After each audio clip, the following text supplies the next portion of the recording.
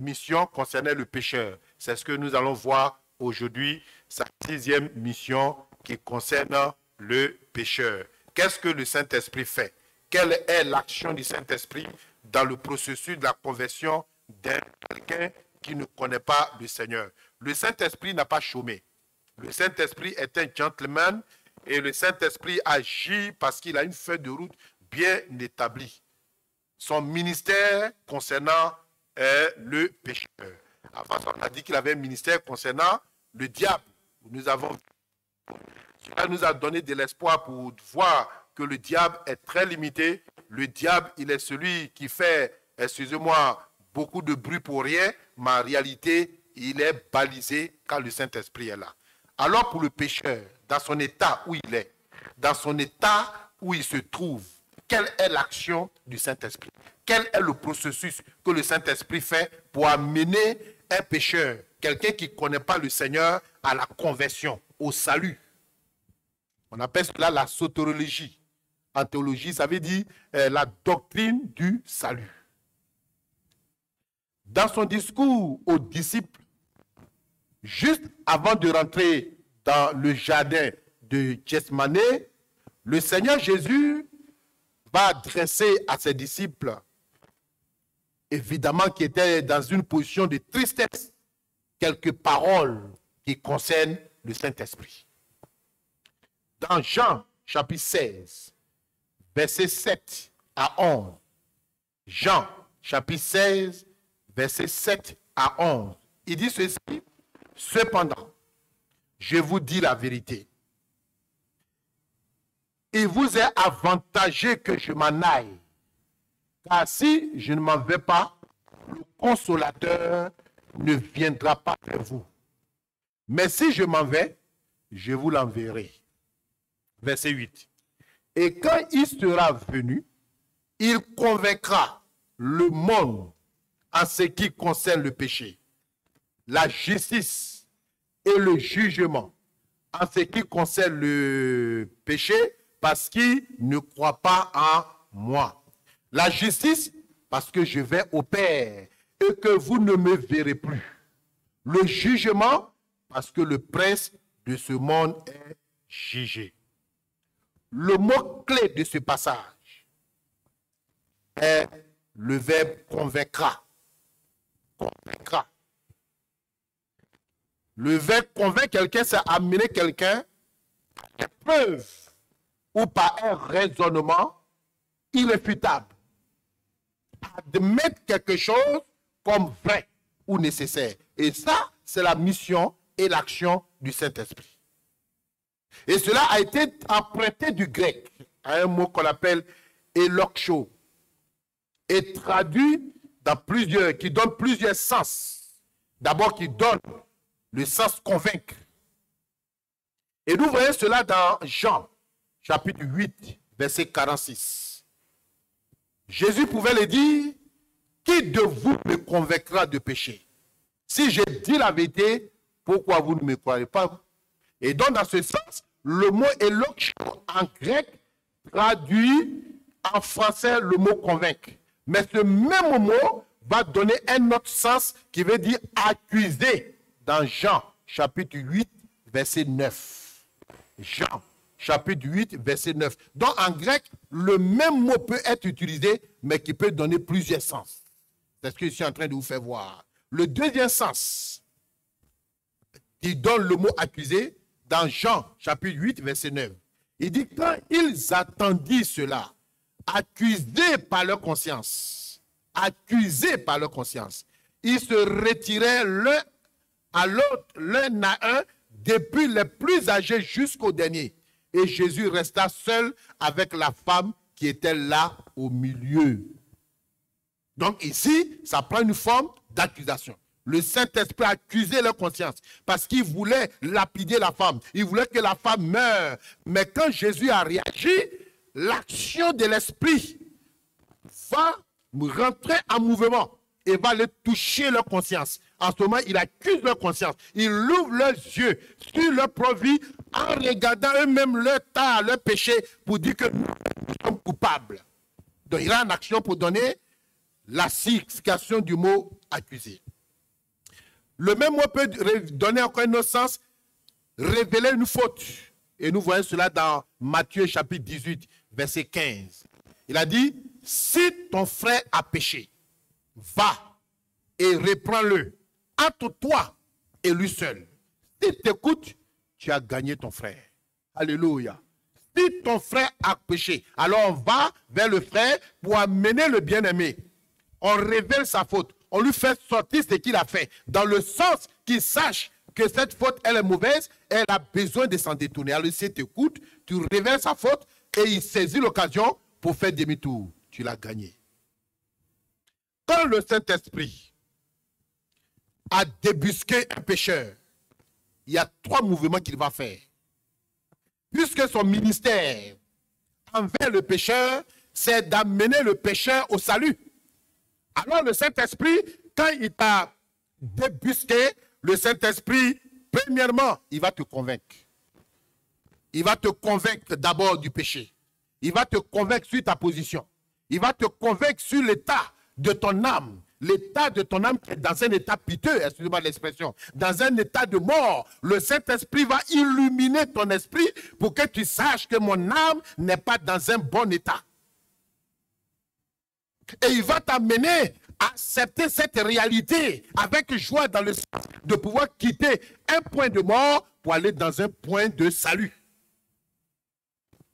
Donc, en te convainquant, il ne te force pas, il ne t'oblige pas, mais il t'amène ta conscience à accepter les faits réels. Et quand tu l'as accepté, ça c'est la première étape, il te convainc d'abord. Deuxième étape, il t'accuse.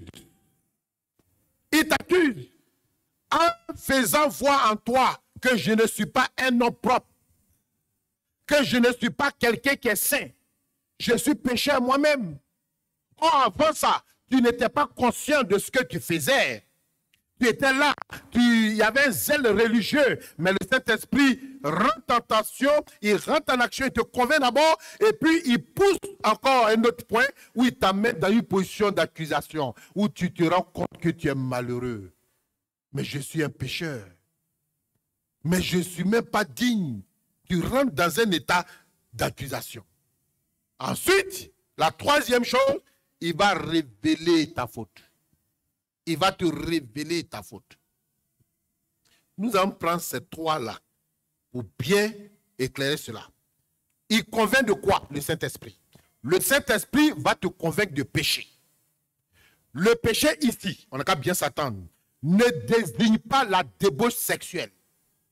Quand on dit le Saint-Esprit te convainc de péché, comprenons très bien, théologiquement parlant, ce que le Saint-Esprit vise, ce n'est pas d'abord quelqu'un qui est dans le péché, quelqu'un qui est dans l'immoralité, quelqu'un, je dis d'abord.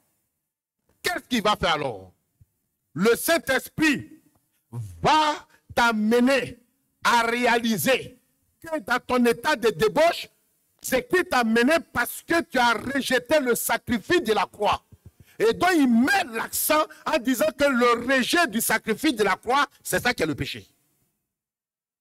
Et en rejetant le sacrifice de la croix, tu te mets dans une position comment? Tu es dans un état de pécheur, de révolté. Donc, ce n'est pas la révolte d'abord. La révolte ou le langage ordurier ou bien la débauche est la conséquence du rejet du sacrifice de Jésus sur la croix.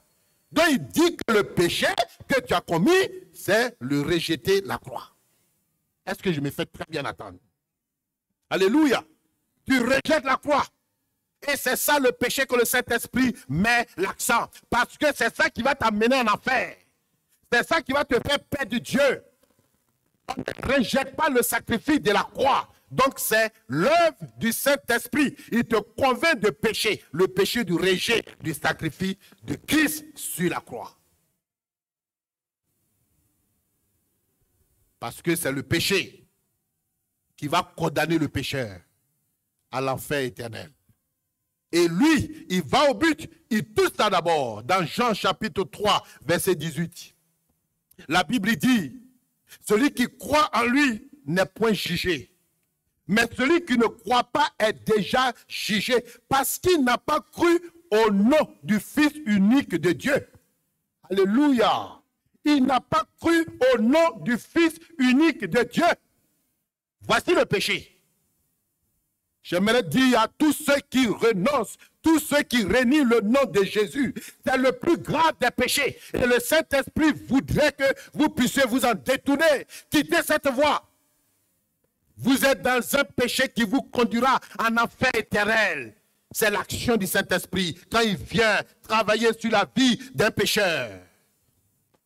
C'est pour ça qu'on parle de l'amour de Dieu pour le pécheur. Parce qu'il soigne le nœud du problème. Il t'amène à prendre conscience.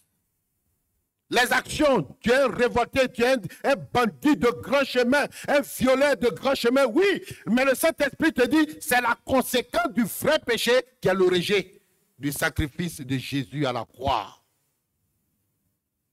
À ce moment-là, la croix n'a pas d'impact sur ta vie. Alors j'aimerais que vous qui nous suivez partout dans le monde entier, en direct, tu es peut-être perdu, ta vie est gâchée, ta vie est révoltée. Et tu te rends compte, tu te dis que ce sont des gens, c'est un sort. Mais ton vrai problème, c'est entre toi et Dieu. Parce que Jésus t'a donné l'occasion. Il t'offre, la croix est une libération. La croix est l'espoir de l'humanité. Mais toi, tu refuses cette croix. Tu refuses ce sacrifice. Un sacrifice, on fait un sacrifice pour que ça serve d'intermédiaire entre une déité et puis toi, pour la rémission de tes péchés. Le sang de bouc ne peut pas expier tes péchés.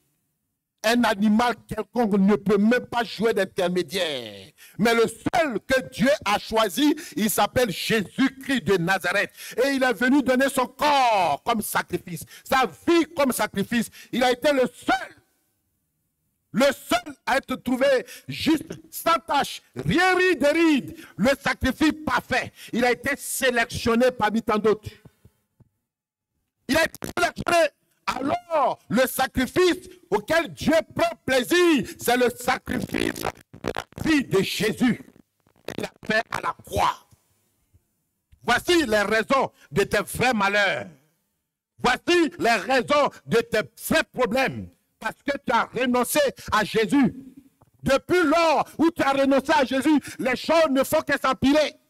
Depuis lors où tu jettes des paroles moqueuses, des paroles de mépris. Quand on te parle de Jésus. C'est rien ta vie ne fait que s'empirer. Parce que Satan sait. S'il te laisse accepter Jésus, il te laisse accepter, épouser, rentrer dans ce sacrifice, il te laisse où tu t'identifies à ce sacrifice, tu vas recevoir la rémission de tes péchés. C'est pour ça qu'il fait tout pour te bloquer. Il fait tout pour te mettre dans cette position d'indifférence. C'est là le péché qui va te faire perdre. C'est pour ça que le Saint-Esprit vient et il fait un travail dans ta vie. Donc le Saint-Esprit convainc de péché. Deuxièmement, le Saint-Esprit convainc de la justice de Christ. Regardez ici, il va pousser Paul à écrire presque entièrement une épître consacrée à la justification. Il s'agit de l'épître aux Romains, dans laquelle l'apôtre va souligner trois vérités. Quand vous lisez cette épître, la première vérité, Paul met un accent particulier sur Dieu qui est juste. Il met un accent particulier pour donner de l'espoir en disant que Dieu, il est juste. Et si vous regardez, la justice de Dieu, il dépeint cela pour donner de l'espoir aux pécheurs. Ensuite, il va mettre encore un accent en disant que Dieu exige la justice. Il te présente un Dieu qui est juste. Ensuite, il met un accent particulier que ce Dieu, bien qu'étant juste, mais lui-même, il exige la justice. Et enfin, il va mettre un accent en disant que Dieu, non seulement il exige la justice, mais Dieu lui-même, il offre la justice. Alléluia. Dieu offre la justice. Voici l'épître aux Romains en quelques 3 points tous les bits résumés. Le Saint-Esprit va également convaincre du jugement à venir. Le pécheur, il va mener le pécheur à comprendre que Dieu est juste, que Dieu exige la justice, que Dieu offre la justice. Et il va encore faire une autre action.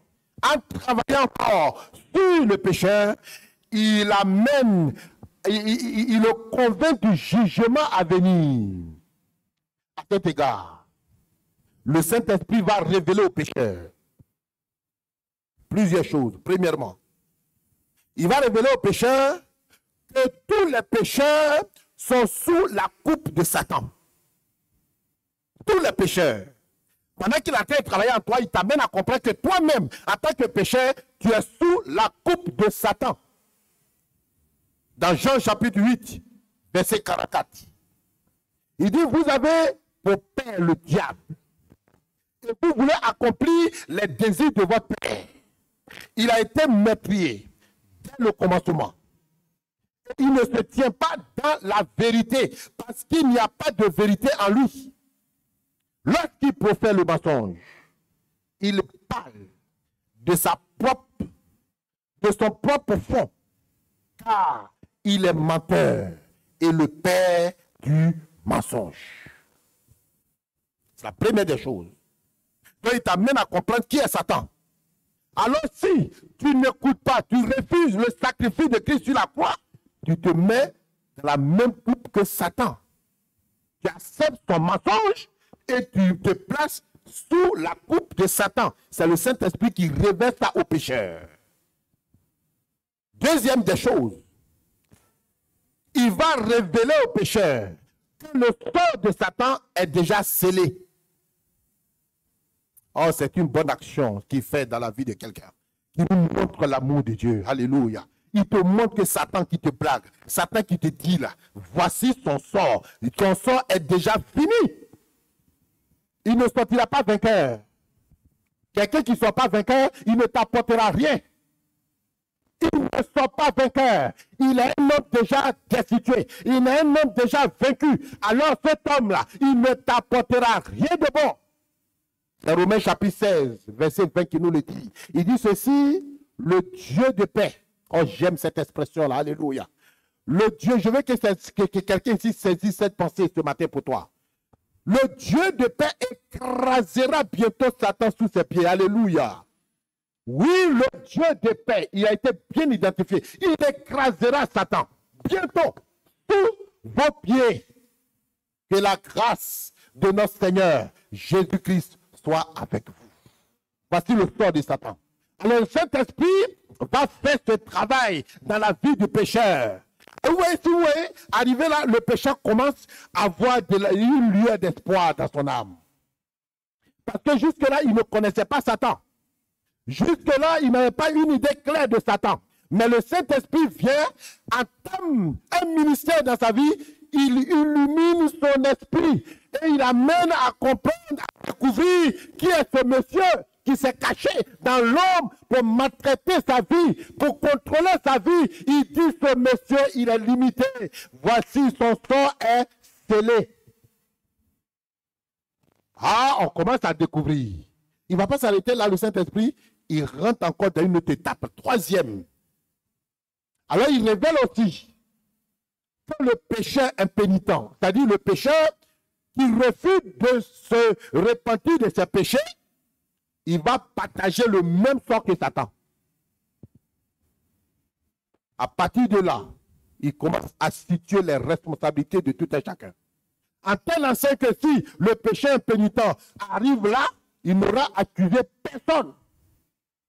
Le Saint-Esprit a montré qui est Satan. Le Saint-Esprit a montré ses limites. Le Saint-Esprit, malgré tout, si tu persistes, toi et Satan, vous allez partager le même sort.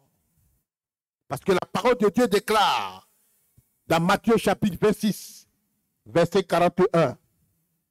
Ensuite, il dira à ceux qui seront à sa gauche, retirez-vous de moi, maudits. Retirez-vous de moi, maudit. Pourquoi maudit? Parce que le Saint-Esprit aurait tout fait. Le Saint-Esprit, son ministère concernant le pécheur, les étapes, il les a fait. Il a parlé à ta conscience.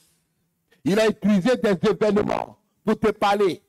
Tu as été peut-être une fois invité à l'église. Tu as écouté la parole de Dieu. Ce jour-là, la parole de Dieu, de façon spéciale, a parlé de toi. Dans la rue, tu vas rencontrer peut-être des jeunes filles, des jeunes gens.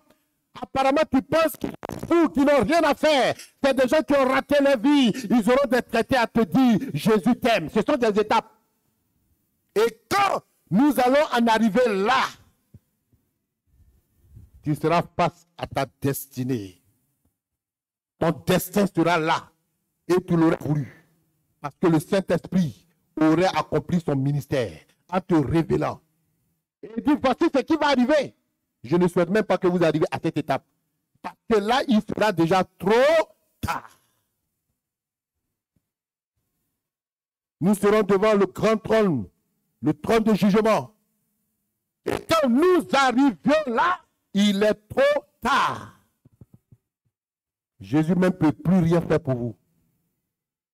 Aucune personne ne peut rien faire pour vous. Vous avez poussé le pion trop loin. Vous avez poussé le pion trop loin. Dieu voudrait que vous arrêtiez ce matin. Vous n'êtes pas le maître de votre vie. Vous ne tenez rien de votre vie. Vous ne pouvez même pas bouger un iota de votre vie. Dieu dit c'est assez. Ça n'est assez arrêté dans cette voie de rébellion contre Dieu, dans cette voie d'être adversaire contre Dieu. Dieu dit arrête. Par ma voix où tu m'entends, Dieu te dit arrête. Parce qu'il connaît ce qui va suivre après ta vie.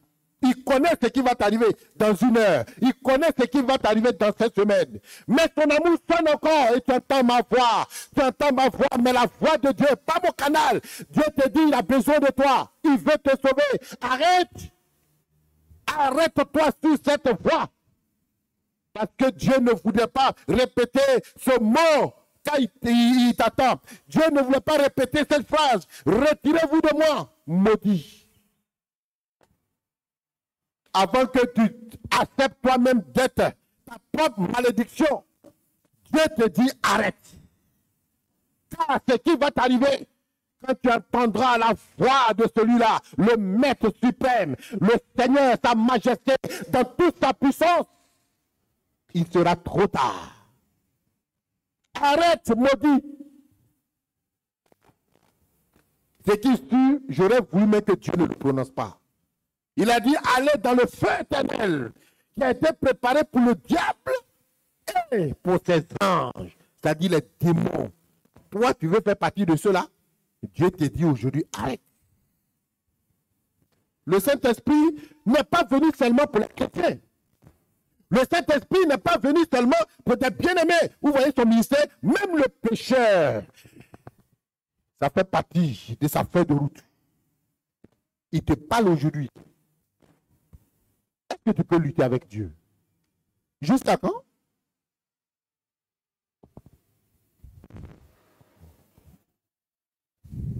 Il y a plusieurs exemples classiques de cette œuvre de conviction du Saint-Esprit dans la parole de Dieu. Et pas les moindres. De grands hommes, des hommes puissants, des hommes politiques, des hommes militaires. Le Saint-Esprit a réussi à les convaincre. Toi, tu es qui? Toi, tu es qui? Tu tapes ta poitrine. Toi, tu es qui? Arrête avant qu'il ne soit trop tard. Le corona nous a montré nos limites. Le corona nous a montré que même les palais les plus puissants, en réalité, sont fragiles. Les hommes les plus puissants, en réalité, sont fragiles. Combien de grands hommes ce corona n'a pas emporté? Il continue d'emporter. La vie de l'homme n'est rien. Arrête. Dieu te dit, arrête, maudit, arrête. Et tourne-toi vers le Saint-Esprit. Laisse le Saint-Esprit te convaincre. Parler à ton orgueil, à ton moi, à ton ego. Mais le jour où tu as couché, ta bouche est ouverte, il n'y a plus de souffle, c'est fini. On chante ton nom. On ne t'appelle plus par ton prénom, mais on t'appelle, il est le corps. Ce jour-là, on peut danser sur toi. On peut te gifler. Toi qui étais puissant dans le monde, tu mettais les gens en prison, tu menaçais. Quand tu arrives, on craint, on a peur. Mais ce jour-là, ton ennemi peut venir te gifler. C'est fini. Le souffle que Dieu t'a prêté là, il reprend. C'est fini.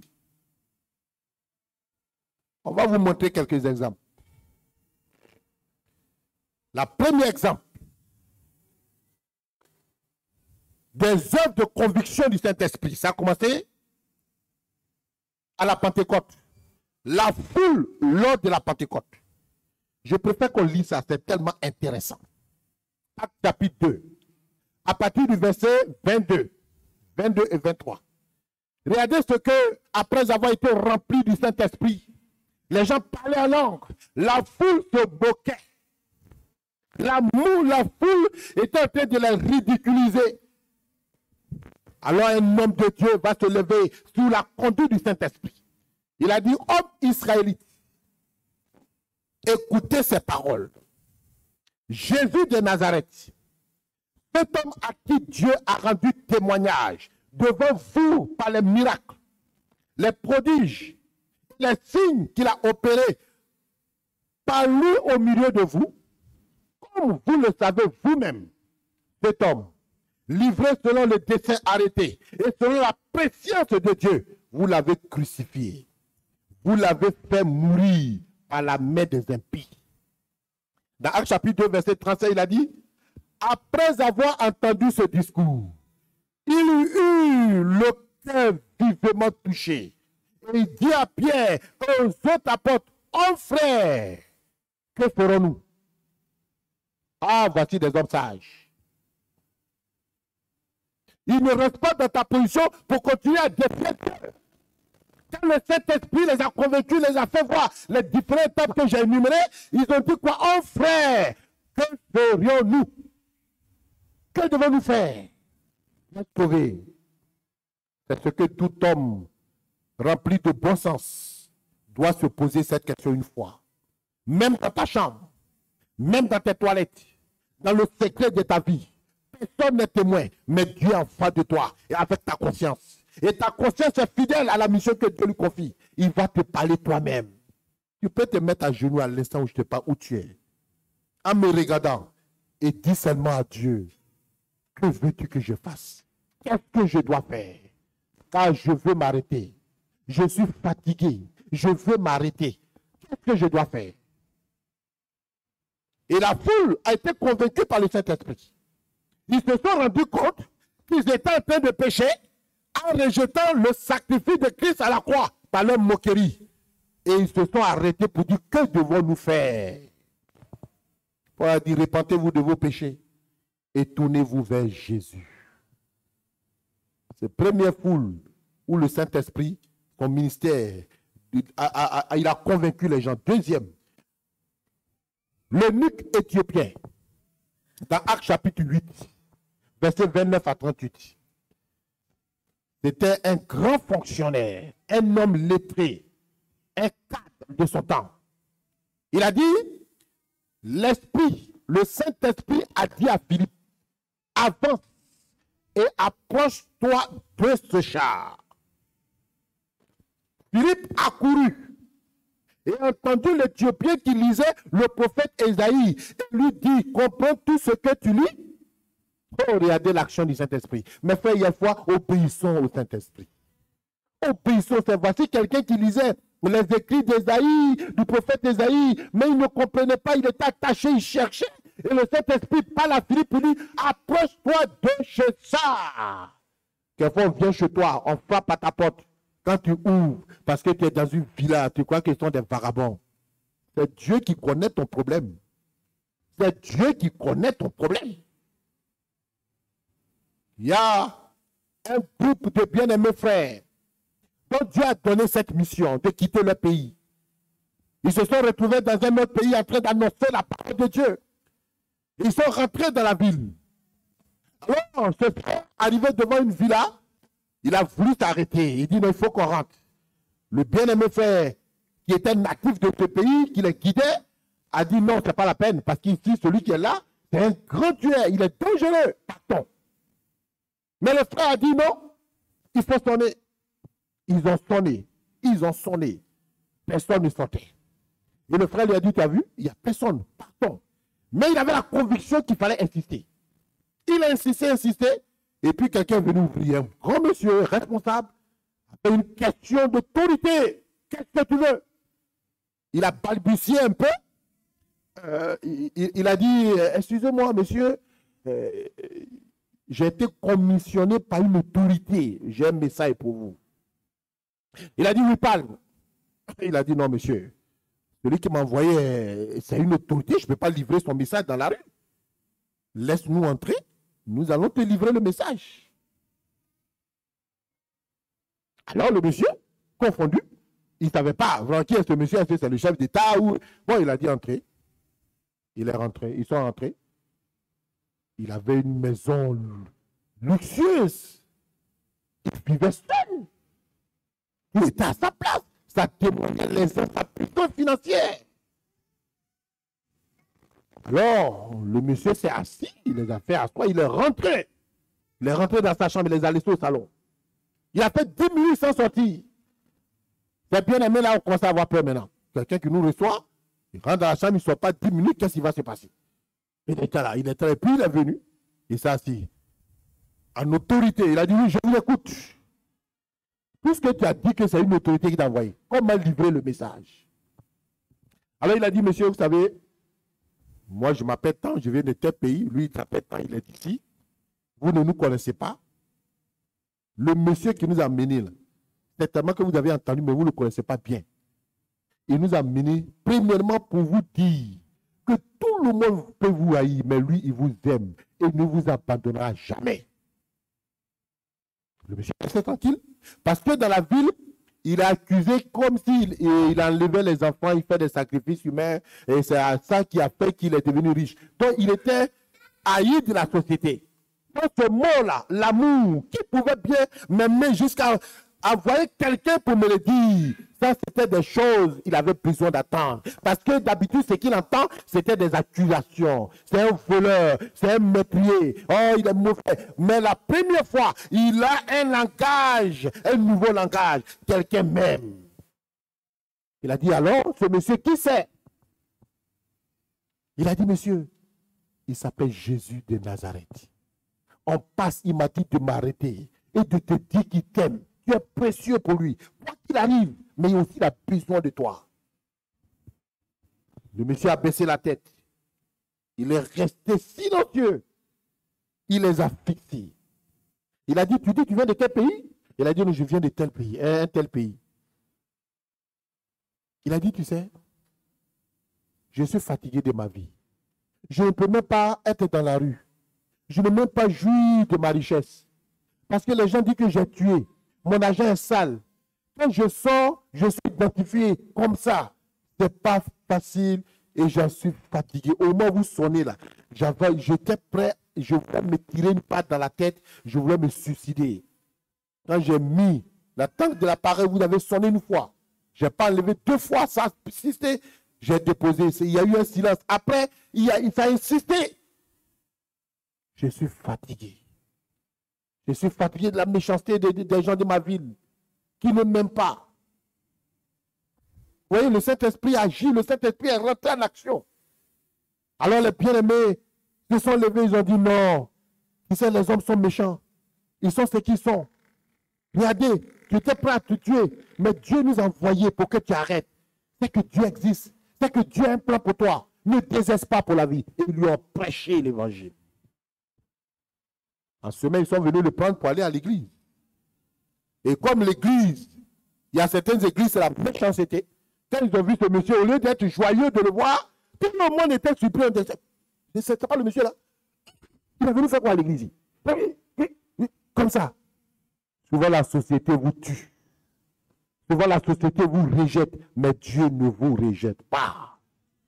L'eunuque ne comprenait pas. Il avait un besoin. Dieu a désiré quelqu'un pour dire approche-toi de ce char.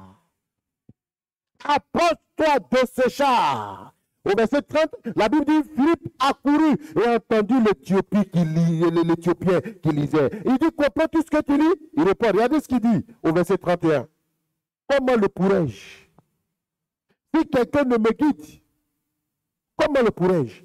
Si quelqu'un ne me guide, si quelqu'un ne m'éclaire, mais qui est ce quelqu'un? C'est vous et moi. Alléluia.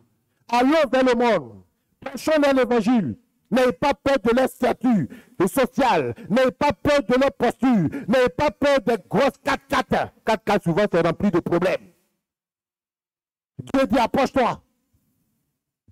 Je me souviens quand je me suis converti, mon père spirituel qui m'engageait dans l'évaluation sortait souvent les après-midi pour aller évangéliser avec des traités. Et on a vu un monsieur venir. Et comme je n'ai plus le langage, il m'a dit tiens, va donner ce traité au monsieur. Il dit non, non. Je dis mais arrivé là-bas, il dit quoi? Il dit va lui donner seulement, c'est tout. J'avais peur. Et puis, j'étais là, je partais tout tremblant. Je dis bonjour monsieur. Il m'a rien le grand. Bonjour, il y a quoi? Je commence à paniquer, mais tout ce que le pasteur m'a dit de dire là, ça a disparu dans ma tête.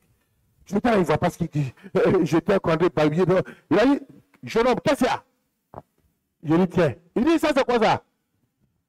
J'ai dit, le monsieur qui a arrêté là-bas, là, il m'a dit de venir te donner ça. Et puis de te dire que Jésus t'aime. Depuis il a regardé, il a pris. Il dit, quitte là. Mais j'avais honte. Et je suis retourné au pasteur. Et j'étais fâché, il dit, t'as vu, le monsieur là, il y a ce qu'il m'a fait. Il dit, c'est pas ton problème. Il a pris le traité, il dit, c'est tout ce qu'on veut. Il faut laisser ça là. Mais plus tard, 5 ans après, on s'est retrouvé au nord de mon pays, à un camp spirituel. Et un soir, on avait un moment de prière, on devait rendre témoignage. Et ce monsieur a rendu ce témoignage. Il a rendu témoignage. Et je me suis rendu compte que c'était le monsieur à qui on avait donné le traité. Et j'étais là, j'ai crié, dit, ah! Mais là, mon père spirituel, il ne faut pas crier, hein. La bénédiction, ce n'est pas pour toi. Tu as dit que c'est moi qui lui ai dit de donner. Donc ça, c'est comptabilisé à mon nom au ciel. Ça, tu n'as rien dedans. Le Saint-Esprit va. Si on ne va pas, comment il peut comprendre? Alors, il a invité Philippe à monter dans son char et de s'asseoir avec lui. Alors il a dit, le passage de l'écriture qu'il lisait était celui-ci. Il a été mené comme une brebis à la boucherie. Et comme un agneau muet devant ceux qui le tendent, il n'a point ouvert la bouche. 33. Dans son humiliation, son jugement a été élevé. Et sa postérité, qui la dépeindra? Car sa vie a été retranchée de la terre. L'eunuque dit à Philippe, je te prie, de qui le prophète pâtit ainsi? Est-ce de lui-même ou de quelqu'un d'autre? Alors Philippe ouvrit la bouche et commença par ce passage, lui annonça la bonne nouvelle de Jésus-Christ. Alléluia. Comme ils continuaient leur chemin, il y rencontrait de l'eau et l'eunuque lui dit, voici de l'eau. Qu'est-ce qui empêche que je sois baptisé? Verset 33, Philippe lui dit, si tu crois de tout ton cœur, cela est possible. L'eunuque répondait, je crois que Jésus-Christ est le Fils de Dieu. Mon ami, voici où on veut t'amener. Voici où Dieu veut t'amener. Il n'a pas regardé sa posture professionnelle. Il a dit, mais voici de là. Qu'est-ce qui m'empêche? Il fallait que quelqu'un soit un canal par lequel Dieu allait l'éclairer. Son âme s'ouvrait à la lumière de Dieu. Voilà un jour spécial pour l'eunuque où il venait de prendre l'engagement public de marcher avec Jésus. Troisième exemple, Saul de Tarse. Un grand théologien, un grand savant apprenti dans Actes chapitre 9. Verset 1 à 6, il a dit, cependant Saul, respirant encore la menace et le maître pour les disciples de Jésus, se rendit chez le souverain sacrificateur. Dans son zèle, il est parti prendre vraiment l'autorisation afin d'aller maltraiter les chrétiens et lui demander des lettres pour aller dans les synagogues. Lui, il allait trouver les partisans de la nouvelle doctrine, hommes et femmes. Il les a menés à Jérusalem liés. Et comme il était en chemin, et qu'il approchait de Damas, tout à coup, tout à coup, bien-aimés frères, la vie, tout peut s'arrêter tout à coup. Tout peut changer tout à coup. Pour dire que le maître de l'univers, quand il décide d'agir, tout est soudain. Ça peut changer ton histoire. Et je veux que Dieu change ton histoire maintenant. La Bible dit, tout à coup, une lumière venant du ciel resplendit autour de lui. Il tomba par terre. Et il entendit une voix qui lui disait, Saul, Saul, pourquoi me persécutes-tu? Saul, pourquoi me persécutes-tu? Un grand homme, celui qui avait le pouvoir, qui semait la terreur. Quand il venait, les chrétiens se fuyaient. Voici Paul, sur la route de Damas, la puissance de Jésus, la couleur de la poussière. On est tombé sur la terre, face contre terre, dans la poussière. Sa connaissance, son pouvoir, l'autorité que lui mettait sa mission, Dieu venait de mettre ça sous ses pieds. Et là, il va entendre la voix de Dieu. Saul, Saul, pourquoi me persécutes-tu? Dieu te dit, mais pourquoi tu es méchant avec l'Église? Pourquoi tu es contre Dieu? Pourquoi tu lèves le poing contre Dieu? Pourquoi? Tu es déjà dans la poussière. Dieu te parle. Alors il va dire, qui es-tu, Seigneur? Et le Seigneur répondit, je suis Jésus que tu persécutes. Alléluia. Tremblant de foi, il dit, Seigneur, que veux-tu que je fasse? Le mot revient encore. Que veux-tu que je fasse? Et le Seigneur lui dit, lève-toi, entre dans la ville, et on te dira désormais ce que tu dois faire. Lui qui détenait son pouvoir, des grands sacrificateurs, des juges, désormais, il va dépendre du plus faible. Rentre, frappé d'aveuglement, on le tenait par la main. Mais quand il allait frapper la porte, la voix de Paul même semait la terreur. Quand il a dit c'est moi, les gens avaient peur. Et il dit n'ayez pas peur, pardonnez, c'est moi. Il a raconté son histoire. Il a été un instrument utile. Le Saint-Esprit a convaincu Paul. Ce n'est pas toi, il ne peut pas convaincre. Troisième exemple. Un centenier du nom de Corneille, dans Actes chapitre 10. Quand l'homme de Dieu a fait connaître, et il a témoigné d'un témoin oculaire de ce qui s'est passé à Jérusalem. Les gens ont tué Jésus. Ils l'ont pendu à la croix. Ils ont été témoins de sa résurrection le 3e jour. Ils ont été témoins de son apparition. Alors, il est ressuscité des morts et a prêché l'évangile à cet homme. Il a été touché. Corneille a été touché. Le geôlier de Philippe, dans Actes chapitre 16, verset 25 à 34. Quand au milieu de la nuit, Paul et Philippe, Paul et Silas se sont mis à chanter. Les louanges de Dieu étant en prison, la Bible dit que les fondements de la prison se sont relâchés. La puissance de la louange, la puissance de l'adoration. C'est ça que je voulais encourager les groupes qui sont dans le ministère de ce chant. Ce n'est pas la mort. Ne venez pas trembler vos voix, vous ne comprenez rien. Vous soyez remplis d'esprit. Quand vous chantez, il faut que les fondements de vie relâchent. Que les fondements relâchent, que les gens pleurent sur le péché. Quelqu'un qui vient le matin avec des problèmes, son esprit abattu par vos canaux, quand vous chantez, que son âme, la lumière de Dieu, éclaire son âme. Il peut être assis, peut-être qu'il ne connaît pas les chants, mais vous voyez, c'est l'âme qui coule. C'est l'âme qui coule. Dieu est en train de faire une action. Quand Paul, Dieu rentre dans sa vie, il reçoit la visitation de Dieu.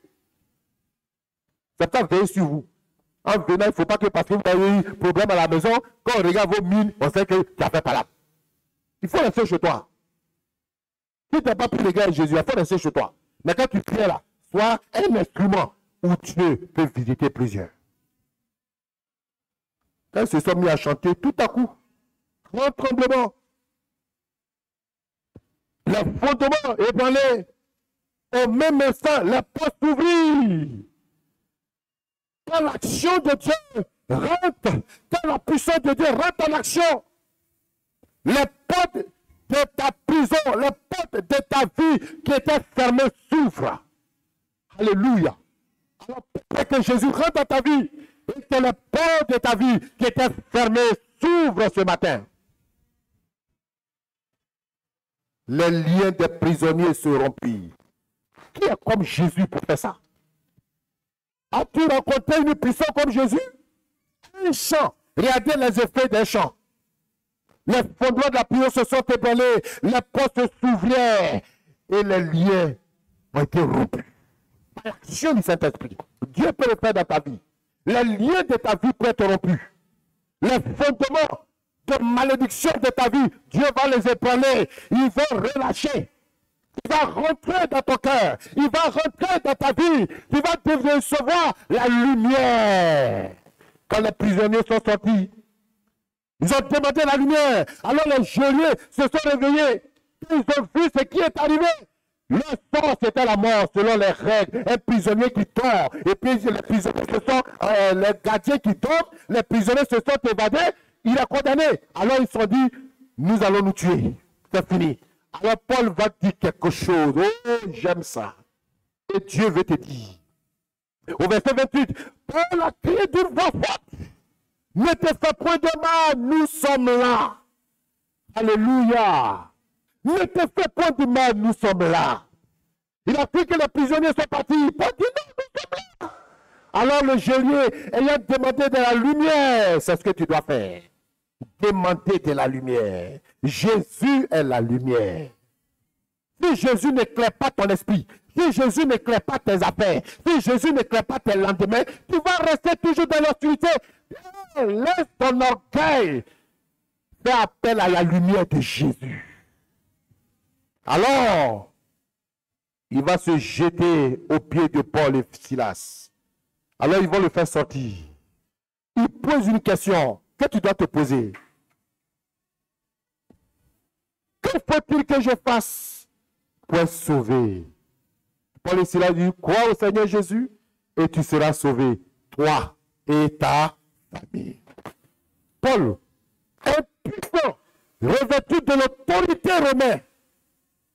On pouvait dire, c'était la puissance romaine qui venait de capituler devant Jésus.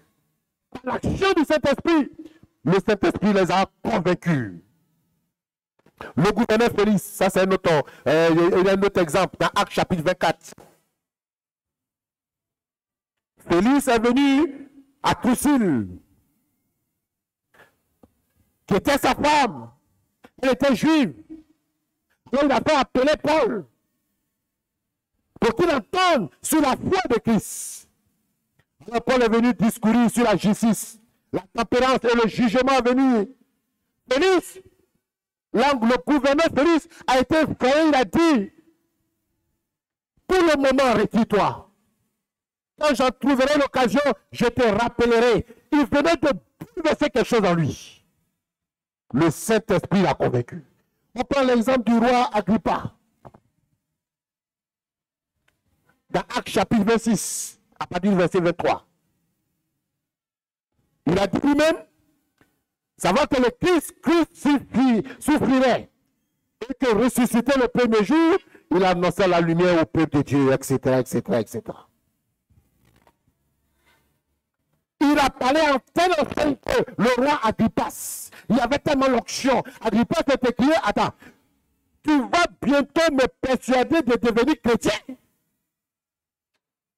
Le Saint-Esprit veut convaincre, ce qui sort de la bouche d'un chrétien, c'est la persuasion, la puissance. Quand il ouvre la bouche, le cœur capitule, l'âme fléchit, la lumière jaillit. Agrippa dit, attends, on dirait que tu veux m'amener à être chrétien. Pour qui dit ça, il était déjà convaincu. Il était déjà emballé, ça se rend compte. Il était déjà porté, il était dans la lumière. Il a dit, mais attends, celui-là, il veut me convaincre. Non, il avait déjà convaincu.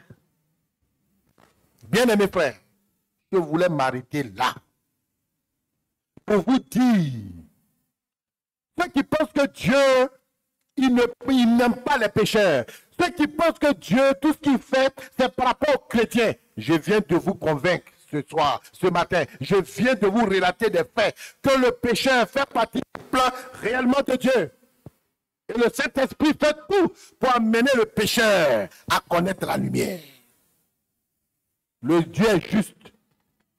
Au ciel, personne ne pourra accuser Dieu de xénophobe. Personne ne pourra accuser Dieu. Il s'est plus concentré sur les chrétiens, c'est faux. Dieu aime sa création. Et Dieu continue de démontrer son amour. Il fait ta vie. Il a un plan pour toi, par le Saint-Esprit. Et le Saint-Esprit te parle. Ta conscience te parle. Malgré ce que tu fais, quand tu es assis, dis non, ce que tu fais, ce n'est pas bon. C'est l'action de Dieu pour t'amener à changer. Bien-aimés frères, de même que le Saint-Esprit a une feuille de route bien établie, claire, propre. Il n'est pas un chômeur, il n'est pas un vagabond, il n'est pas quelqu'un qui est là pour se promener, mais il a un cahier de charges. Et il le fait avec sérieux. Et il a des objectifs, il a des résultats. Dieu veut que l'Église aussi ait des résultats. De la même façon, cet esprit a sa mission que chacun de nous s'intéresse à nos voisins, à nos amis, ceux que nous appelons païens. Le Saint-Esprit est là aussi pour eux. Le Saint-Esprit les suit. Le Saint-Esprit, à chaque occasion, les parle. Ouvre leur esprit. Parce que c'est son ministère, c'est de l'amener à la lumière. Soyons aussi des éléments entre les mains de Dieu. Si tu as parlé à un païen, il fallait te réconcilier à lui. Si tu ne parles pas avec un païen, il fallait demander pardon. C'est toi qui as la lumière. Je ne dis pas qui a raison, qui a tort.